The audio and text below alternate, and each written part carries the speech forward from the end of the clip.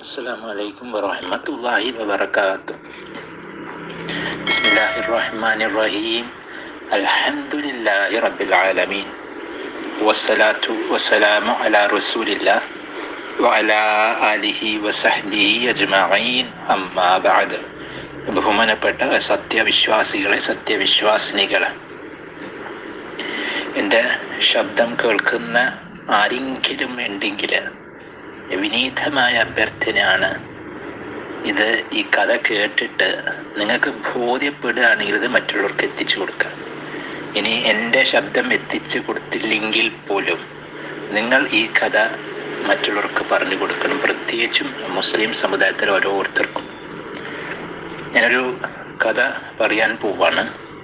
ആ കഥ മുഴുവനും കേട്ടിട്ട് കുറച്ച് ചോദ്യങ്ങൾ ഞാൻ നിങ്ങളോട് ചോദിക്കാം. ഒരു വലിയ രാജാവ് ഉണ്ടായിരുന്നു. രാജാവ് ഒരു കോമ്പറ്റീഷൻ വെച്ചു. എന്തായിരുന്നു കോമ്പറ്റീഷൻ വെച്ചാൽ, ആ രാജ്യത്തെ ഏറ്റവും പരമ വിഡ്ഢിയെ കണ്ടുപിടിക്കണം, ദ ബിഗസ്റ്റ് ഫൂൾ. അങ്ങനത്തെ ഒരു പരമ വിഡ്ഢിയെ എല്ലാ പ്രജകൾക്ക് പറഞ്ഞു, എൻ്റെ മന്ത്രിമാർക്കൊക്കെ പറഞ്ഞു, നിങ്ങൾ പോയിട്ട് ഈ രാജ്യത്ത് മുഴുവൻ തിരഞ്ഞിട്ട് ഏറ്റവും പരമവിഡ്ഢിയായ മനുഷ്യനെ നിങ്ങൾ കണ്ടുപിടിച്ച് എൻ്റെ മുന്നിൽ കൊണ്ടുവരണം. അവർക്ക് ഏറ്റവും ഒരുപാട് വിലയുള്ള രത്നങ്ങളുള്ള, വളരെ ഡയമണ്ട്സ് ഉള്ള വലിയൊരു ഗിഫ്റ്റ് ഞാൻ അവർക്ക് കൊടുക്കും. അങ്ങനെ ഇതിനൊരു കോമ്പറ്റീഷൻ നടന്നു. ഡിസ്ട്രിക്ട് ലെവൽ, സിറ്റി ലെവൽ, രാജ്യാന്തര ലെവലൊക്കെ ഒരു വലിയ കോമ്പറ്റീഷനൊക്കെ നടത്തിയിട്ട് കുറേ കഷ്ടപ്പെട്ടിട്ട് അവസാനം ഒരു മനുഷ്യനെ കണ്ടെത്തി. ഭ്രാന്തന്മാരല്ല, ബുദ്ധിയില്ലാത്ത ഭ്രാന്തല്ല, മന്ദബുദ്ധി, അങ്ങനത്തെ ഒന്നുമല്ല, നല്ല ബോധമുള്ള പക്ഷെ പരമവിഡ്ഢി. എന്നിട്ട് രാജാവിൻ്റെ അടുത്ത് കൊണ്ടുവന്നു. രാജാവ് ചോദിച്ചു മന്ത്രിമാരത്തൊക്കെ, ഇവർ തന്നെയാണ് ശരിക്കും, നിങ്ങൾ നോക്കിയിട്ടുണ്ട്, ഇവർ തന്നെയാണ് ഏറ്റവും വലിയ വിഡ്ഢി? അതേ രാജാവ്, ഒരു ബോധവും ഇല്ല, സംസാരിക്കുന്നൊന്നും ഉണ്ടല്ലോ, സംസാരിക്കുന്നത് അദ്ദേഹത്തിനും കൂടി അറിയില്ല, അങ്ങനത്തെ ഒരു വിഡ്ഢിയാണ്. അങ്ങനെ രാജാവ് എന്ത് ചെയ്യും, ഈ മനുഷ്യന് രാജാവിൻ്റെ കയ്യിലുള്ള ഏറ്റവും വില മതിപ്പുള്ള ഒരുപാട് രത്നങ്ങളും ഡയമണ്ടുകളൊക്കെ വലിയ ചെയിൻ ഉണ്ടായിരുന്നു. ഈ ചെയിന് ഈ പരമവിഡ്ഢിയായ വ്യക്തിക്ക് കൊടുക്കും. അപ്പം അത് വളരെ തിളങ്ങുന്നുണ്ടായിരുന്നു. എന്നിട്ട് ഈ പരമവിഡ്ഢി കഴുത്തിലിട്ടിട്ട് അതും കൊണ്ടിങ്ങനെ നടക്കുക. ഭയങ്കര തിളങ്ങുക, സൂര്യപ്രകാശം തട്ടുന്ന തിളങ്ങും. രാജാവിൻ്റെ അടുത്ത് പറഞ്ഞു, താങ്ക് യു, നന്ദിയുണ്ട് പറഞ്ഞിട്ട് ആ മനുഷ്യൻ ജീവിതത്തിലേക്ക് പോയി. കുറച്ച് ദിവസങ്ങൾ, മാസങ്ങളൊക്കെ കഴിഞ്ഞിട്ടേ ഈ രാജാവിന് രോഗം വന്ന് എന്തോ മാരകമായ രോഗമായിരുന്നു, മരണത്തോട് അടുക്കുകയാണ്. അപ്പോൾ ഈ പരമവിഡ്ഢിയായ മനുഷ്യൻ്റെ അടുത്ത് ഈ മൂപ്പർ അപ്പോഴും ചെയിനൊക്കെ, മൂപ്പർക്ക് അറിയില്ല ചെയിൻ്റെ വില എന്താ അറിയില്ല, ആരാ തന്നത് അറിയില്ല, അതിന് ഒന്നും അറിയില്ല. ആ പരമവിഡ്ഢിയായ മനുഷ്യനെ ചെയിന് കഴുത്തിലിട്ട് ഇങ്ങനെ ഓടി നടക്കുക. അപ്പൊ ആരോ പറഞ്ഞ്, നിനക്കറിയില്ല ഈ ചെയിൻ തന്നെ രാജാവ് ആണോ? രാജാവായിരുന്നു. അത് ശരി, ആ രാജാവ് മരിക്കാനായിട്ടുണ്ട്, എന്തോ അസുഖമായിട്ട്. ആണോ? പിന്നെ ഞാൻ ഒന്ന് പോയിട്ട് കണ്ടേക്കട്ടെ, എനിക്ക് എന്തോ തന്നതല്ലേ. അപ്പോ ഈ പരമവിഡ്ഢിയായ രാജാവിൻ്റെ അടുത്ത് പോയിട്ട് ചോദിച്ചു, രാജാവ് എന്ത് പറ്റി? ഞാൻ മരിക്കാൻ പോവാണ്, ഞാൻ പോവാൻ പോവാണ്. അപ്പോ ആ പരമവിഡ്ഢിയായ മനുഷ്യൻ രാജാവ് ചോദിച്ചു, എങ്ങോട്ടാ പോകുന്നത്? ഞാൻ പോവാണ്, ഞാൻ വേറൊരു ലോകത്തിലേക്ക് പോന്ന. അപ്പൊ ഈ പരമവിഡ്ഢിയായ രാജാവിനെ ചോദിച്ചു, അപ്പോ ഇവിടുത്തെ വലിയ ഇത്രയും വിശാലമായ കൊട്ടാരം, ഇങ്ങനത്തെ വലിയ കൊട്ടാരം ആ പോകുന്ന സ്ഥലത്തുണ്ടാവോ? രാജാവ് പറയൂ, അങ്ങനത്തെ കൊട്ടാരം പോയിട്ട് ഒരു ചെറിയൊരു എന്താ പറയാ വീട് പോലും അല്ലെ കുടിൽ പോലും ഉണ്ടോ എന്ന് എനിക്കറിയില്ല. അപ്പൊ പരമവിഡ്ഢി ആകെ അമ്പരന്ന് പോയി. ഈ കൊട്ടാരം വിട്ടിട്ട് അങ്ങോട്ട് പോകുമ്പോ ചെറിയൊരു വീട് പോലും ഇല്ല എന്നാണോ? അപ്പോ രാജാവ് ചോദിച്ചു, ഇവിടെ നിങ്ങൾക്ക് ചുറ്റുപാടും എത്രയോ ആൾക്കാര്, മന്ത്രിമാര്, എല്ലാം നിങ്ങൾ പറയുന്ന എന്തിനും എന്തനുസരിക്കാൻ തയ്യാറായി ഒരുപാട് പേരുണ്ടല്ലോ. നിങ്ങൾ അങ്ങോട്ടേക്ക് പോകുമോ ഇതേ സ്റ്റാറ്റസ്, ഇതേ പദവി നിങ്ങൾക്ക് അവിടെ ഉണ്ടാവുമോ? ഇല്ലില്ല, ആരുണ്ടാവില്ല. അപ്പൊ പിന്നെയും ഈ പരമവിഡ്ഢി കൂടുതൽ അമ്പരന്ന് പോയി. എങ്ങോട്ടേക്ക് രാജാവ് പോകുന്നത്? ഒന്നുകൂടി ചോദിച്ചു, അതല്ല, നിങ്ങൾ ഇത്രയോ പൊന്നും ഡയമണ്ടും ഒക്കെ കൂമ്പാരമാക്കി വെച്ചിട്ടുണ്ട്, ഇതെങ്കിലും അവിടെ ഉണ്ടാവുമോ പോകുമ്പോൾ? അപ്പോ രാജാവ് പറഞ്ഞ്, അതും ഉണ്ടാവില്ല, അവിടെ ഒന്നും ഉണ്ടാവില്ല, അവിടെ എനിക്ക് ഒരു വീടുണ്ടാവില്ല, ആരോനും ഉണ്ടാവില്ല എനിക്ക് കൂടെ. ഇനി അത് മാത്രല്ല, ഞാൻ മരണപ്പെട്ട് എൻ്റെ മയ്യത്ത് കബറെടുക്കുമ്പോൾ എൻ്റെ മേത്തുള്ള കയ്യിൽ വെള്ളമുള്ള പൊന്നു പോലും എടുത്തു മാറ്റും. അപ്പം ഈ പരമവിഡ്ഢി അമ്പരന്ന് പോയിട്ട് പറയാ, എനിക്ക് എന്തിനായിരുന്നു രാജാവ് എനിക്ക് ഈ മാല ഇട്ട് തന്നത്? അത് എൻ്റെ രാജ്യത്തെ ഏറ്റവും പരമവിഡ്ഢി ആരാണെന്ന് കണ്ടുപിടിക്കാൻ വേണ്ടിയിട്ടായിരുന്നു.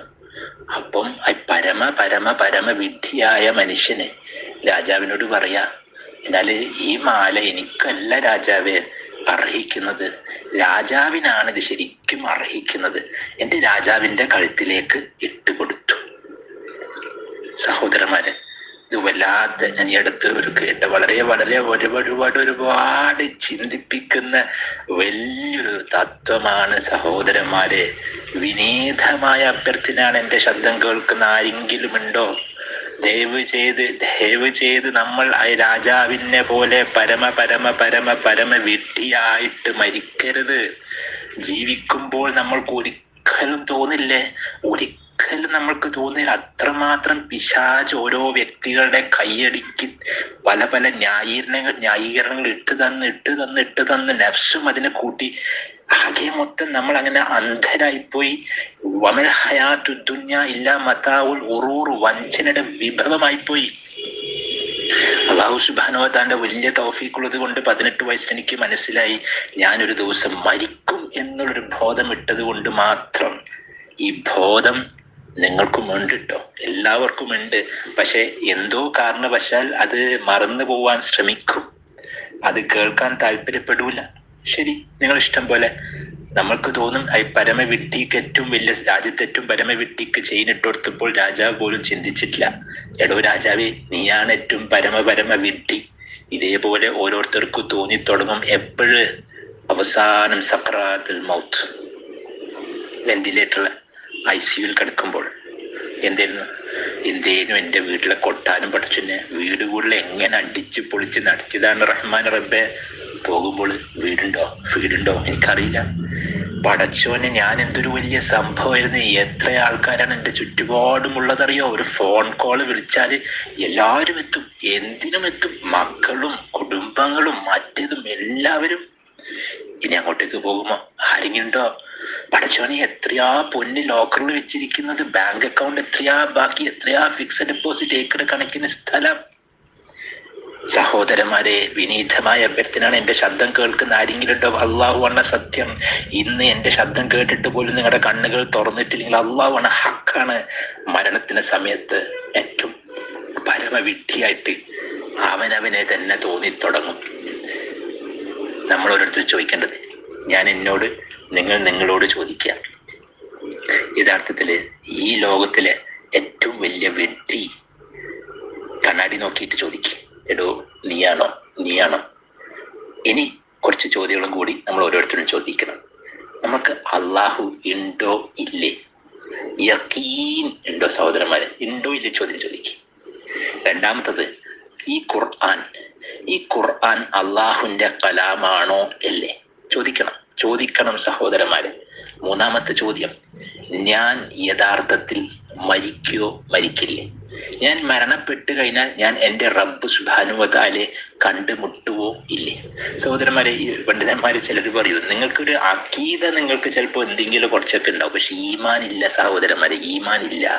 അഖീദ നമുക്ക് പാരമ്പര്യമായിട്ട് കിട്ടുന്നതാണ്. ഇസ്ലാം എന്ന് നമുക്കിങ്ങനെ പരമ്പരാഗതമായിട്ട്, ഞാൻ ഇങ്ങനെ നമ്മളൊരു മുസ്ലിം കുടുംബത്തിൽ ജനിച്ചതുകൊണ്ട് ഞാൻ മുസ്ലിമായി, എൻ്റെ മകൻ മുസ്ലിമായി ഇങ്ങനെ പോയിക്കൊണ്ടേയിരിക്കുന്ന ചേലാകർമ്മം ചെയ്തിട്ടുണ്ട്. Voters card, ration card, Aadhaar card എല്ലാം മുസ്ലിമാണ്. പക്ഷെ ഈമാൻ അത് നേടിയെടുക്കേണ്ടതാ സഹോദരന്മാരെ. വിശ്വാസം എന്നുള്ളത്, അള്ളാഹുവിനോടുള്ള ഹുബ് എന്നുള്ളത്, അത് നമ്മൾ നേടി അധ്വാനിച്ചെടുക്കേണ്ടതാണ്. അതിന് 2 പ്രധാനപ്പെട്ട മാർഗമുണ്ട്. നല്ലോണം ചിന്തിക്കും സഹോദരന്മാരെ. എൻ്റെ നിങ്ങളുടെ വിശ്വാസത്തിന് എന്ത് തെളിവ് ഉണ്ടെന്ന് ഞാൻ നിങ്ങളോട് ചോദിക്കുക. അല്ലെങ്കിൽ ഞാനും നിങ്ങളും ആഖിറത്ത് എന്നുള്ളത് യഖീനായിട്ട് വിശ്വസിക്കുന്നുണ്ടോ ഇല്ലേ എന്നുള്ളത് ഞാൻ നിങ്ങളോട് ചോദിക്കുക. എന്നിട്ട് ഞാൻ നിങ്ങളോട് ചോദിക്കി, ദുനിയാവിൽ ഞാൻ ജീവിക്കുന്ന കാലഘട്ടം കൂടി വന്നാൽ 20 വർഷം എടുത്തോ. നല്ലൊരു വീടുണ്ടായി, 10-35 വയസ്സിൽ വീടുണ്ടായി, ആരോഗ്യമുള്ള 35 തൊട്ട് 55, 20 ശരി 25 എടുത്തോ. അതിനുശേഷം മുട്ടുവേന, കാലുവേന, ഡോക്ടറെ കാണിക്കണം, ഹോസ്പിറ്റലിൽ പോകണം, ഇടക്കിടക്ക് പോകണം. പിന്നെ ആരോഗ്യം നഷ്ടപ്പെട്ട് കൂടി വന്ന് നിങ്ങൾ എത്ര മണി നീട്ടിയിട്ട് വലിച്ചിട്ടോ, 50 കൊല്ലം ദുനിയാവിൽ നിങ്ങൾ വീട്ടിൽ ജീവിച്ചു. ശരി. അതിനുശേഷം എത്രയോ കൊല്ലം, കണക്കില്ലാത്ത കൊല്ലം പോയി കിടക്കേണ്ട ഒരു സ്ഥലമുണ്ട്. അതാണ് ഖബർ, ഗ്രേവ് എന്ന് നമ്മൾ പറയും. ഖബർ അത് കുറെ കൊല്ലങ്ങളാ. അപ്പോ അത്രയും കുറെ കൊല്ലങ്ങൾ കിടക്കേണ്ട ഖബറിന് വേണ്ടിയിട്ട് ഞാനും നിങ്ങളും എന്ത് ഒരുക്കി വെച്ചിട്ടുണ്ട് സഹോദരന്മാരെ.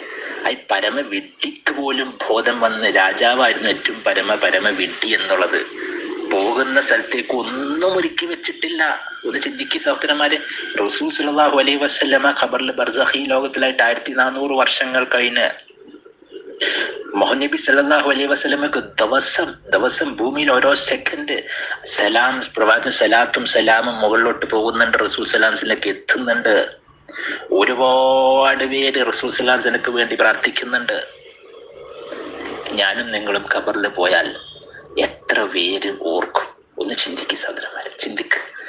നമ്മളെ മൊബൈലിൽ അഡിക്റ്റായ മക്കൾ എൻ്റെ നിങ്ങൾ ഖബർ സിയാറത്തിന് വരാൻ പോകുന്നുണ്ടോ? അവർ കൃത്യമായി നമസ്കരിക്കുമെന്ന് തോന്നുന്നുണ്ടോ? നമസ്കാരത്തിന് ശേഷം അവർ പ്രാർത്ഥിക്കുമെന്ന് തോന്നുന്നുണ്ടോ? എന്താണ് സഹോദരന്മാരെ നാളേക്ക് വേണ്ടി ഉണ്ടാക്കി വെച്ചിരിക്കുന്നത്? ഞാനും നിങ്ങളും എന്തെങ്കിലും ഉപകാരപ്രദമായ വിജ്ഞാനം ഞാൻ നേടിയിട്ടത് മറ്റാർക്കെങ്കിലും എത്തിച്ചു കൊടുത്തിട്ടുണ്ടോ? നാളേക്ക് വേണ്ടിയുള്ള നല്ലൊരു ഇൻവെസ്റ്റ്മെന്റ്, സദഖത്തുൽ ജാരിയ, നിഷ്കളങ്കമായ നിയത്തോടെ. ആരെങ്കിലൊക്കെ വന്ന് ചോദിച്ചപ്പോൾ കൊടുത്തിട്ടുണ്ടാവും, പള്ളി കമ്മിറ്റിക്കാവും, ശല്യം ഒഴിവാവട്ടെ, മറ്റേ ആള് വെറുതെ കൊടുക്കട്ടെ, കുറച്ച് നാളെ പത്രത്തിൽ ഫോട്ടോ വരാൻ കൊടുക്കട്ടെ. അങ്ങനെയല്ല. കൃത്യമായി ബോധപൂർവ്വം എൻ്റെ ഖബറിലേക്ക് ഞാൻ പോവാൻ അങ്ങോട്ടേക്ക് ഞാൻ ഇൻവെസ്റ്റ് ചെയ്യട്ടെ എന്ന് ഞാൻ അങ്ങനെ ഉദ്ദേശിച്ച് ഞാൻ ചെയ്തിട്ടുണ്ട് സഹോദരന്മാരെ. ഒന്ന് ചിന്തിച്ചു നോക്ക്. എത്രയോ നാളേക്ക് കിടക്കേണ്ട ഖബറിന് വേണ്ടിയിട്ട് ഞാനും നിങ്ങളും ഒരുങ്ങിയിരിക്കുന്നുണ്ടോ സഹോദരന്മാരെ? ഇവിടുന്ന് ഭൂമിയിലേക്ക് പോകുമ്പോൾ കൈ മുഴുവനും ഖാലിയായിട്ട് അങ്ങോട്ടേക്ക് അയക്കാൻ പറ്റുന്നുണ്ടോ നമ്മൾക്ക്? അതല്ല, എത്ര കേട്ടിട്ടും ഞാനും നിങ്ങളും രാജാവായ പോലെ, പരമ വിഡ്ഢിക്ക് പോലും ബോധ്യപ്പെട്ട് രാജാവായ പോലെ പരമ വിഡ്ഢിയാകാനാണോ സഹോദരന്മാരെ ഉദ്ദേശം? നമ്മൾക്ക് ഓരോരുത്തർക്കും തീരുമാനിക്കുക. നമ്മുടെ ജീവൻ, നമ്മുടെ ജീവിതം, നമ്മുടെ കൈകളേക്ക് അള്ളാഹു ഇട്ട് തന്നിട്ടുണ്ട്. അള്ളാഹു ബുദ്ധി ഇട്ട് തന്നിട്ടുണ്ട്. അള്ളാഹു പ്രവാചകന്മാരെ ലോകത്തേക്ക് അയച്ചു തന്നിട്ടുണ്ട്. പ്രവാചകന്മാരിലൂടെ അള്ളാഹു കിതാബുകൾ, ഖുർആൻ എത്തിച്ചു തന്നിട്ടുണ്ട്. നമ്മൾക്ക് തോന്നും നമ്മൾ ഖുർആന്റെ സുന്നത്തിലെ ആൾക്കാരാണെന്ന് തോന്നും. അതിന് കാരണം പുറത്ത് ബിസ്മില്ലാഹിർ റഹ്മാനിർ റഹീം എന്ന് വീട്ടിന് മുറ്റത്ത് പുറത്തെടുത്ത് തൂക്കി വെച്ചിട്ടുണ്ട്, ഫ്രെയിം ആക്കിയിട്ട്. കല്യാണം മയ്യത്തൊക്കെ നടക്കുന്നത് മുസ്ലിം ആചാരപ്രകാരമാണെന്ന് നമ്മൾക്ക് തോന്നും. ഷെൽഫിൻ്റെ ഉള്ളിൽ കുറേ ഖുർആൻ പരിഭാഷ ഉണ്ട് എന്ന് നമ്മൾ വിചാരിക്കും.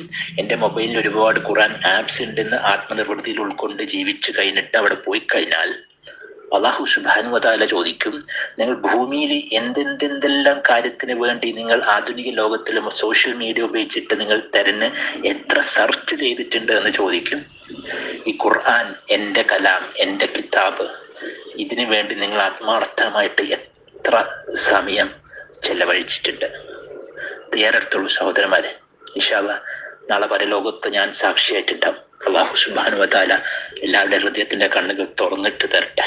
കൃത്യമായ 5 നേരം ജമാഅത്തായിട്ട് നമസ്കരിക്കാനും അള്ളാഹുവിന്റെ ഖുർആന് വേണ്ടി ജീവിതത്തിൽ ഒരുപാട് സമയം ചെലവഴിക്കാനും അത് പഠിക്കാനും അത് ഖിറാഅത്ത് കേൾക്കാനും അത് ഹിഫ്ള് പഠിക്കാനും അത് തജ്വീദ് പഠിക്കാനും പോരാ, ഏറ്റവും വലുത് അത് തദബ്ബുർ ചെയ്ത് ജീവിതത്തിൽ പകർത്തിയിട്ട് ആസ്വദിച്ചിട്ട് അതൊരു അനുഭവമാക്കി അല്ലാഹുവേ നമ്മൾക്ക് മാറ്റിത്തരണേ റഹ്മാൻ റബ്ബേ. നമ്മുടെ ഹൃദയത്തിലേക്ക് അത് പ്രവേശിച്ചിട്ട് ഹൃദയത്തിന്റെ ഒരു വസന്തമാക്കിയിട്ട് ജീവിതത്തിന് ഒരു വഴികാട്ടിയായിട്ട് ഇമാമായിട്ട് റഹ്മാൻ റബ്ബേ, ഖബറിൽ വലിയൊരു വെളിച്ചമായിട്ട് നാളെ പരലോകത്ത് ശഫാഅത്താക്കി മാറ്റി തീർക്കണേ റഹ്മാനെ റബ്ബേ. അല്ലാഹു നമ്മളെ കുടുംബാംഗങ്ങളൊക്കെ നാളെ പരലോകത്ത് ജന്നാത്തുൽ ഫിർദൗസിൽ ഒരുമിച്ച് കൂട്ടി അനുഗ്രഹിക്കണേ റഹ്മാനായ റബ്ബേ. ആമീൻ ആമീൻ ആമീൻ ബിറഹ്മതിക യാ അർഹമർ റാഹിമീൻ. അസ്സലാമു അലൈക്കും വറഹ്മത്തുള്ളാഹി വബറകാതുഹു.